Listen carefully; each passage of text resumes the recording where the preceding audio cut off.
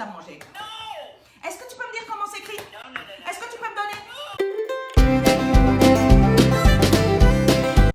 Salut Pissom. Alors aujourd'hui j'ai décidé de vous faire un petit tuto pour vous expliquer comment vous pouvez travailler efficacement, faire du télétravail efficacement alors que vous avez des enfants à la maison.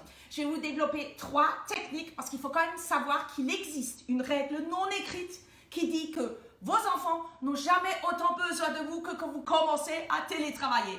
Donc la première chose qu'il faut, c'est un buzzer.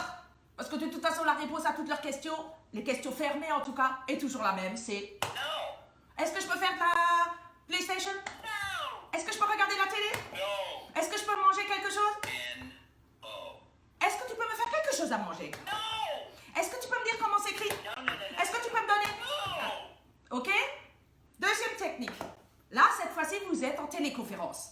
Donc, vous ne pouvez pas faire du bruit. Alors là, il faudra faire des petites affiches.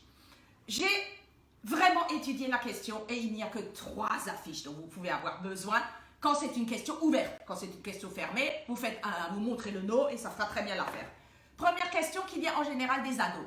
Alors, il n'y a qu'une raison qui peut pousser un adolescent à sortir de sa chambre, c'est s'il lui manque son petit top, son petit t-shirt préféré, etc. Donc, il suffit d'avoir une affiche, c'est celle-là. Deuxième cas de figure, pour un enfant un peu plus jeune, il va vous demander comment s'écrit ça, où est située la Lituanie, etc. Et à ce moment-là, vous faites cette affiche. Cherche avec Google, Wikipédia, le Dico et en dernier recours, papa. Et enfin, pour toutes les autres questions ouvertes, il reste une affiche, c'est celle-là. Je ne sais pas. Troisième technique, ma préférée, c'est la technique du scotch. Marcel, venez ici, maman va commencer à travailler. Quetch, tu t'es pas encore abonné, mais qu'est-ce que t'attends?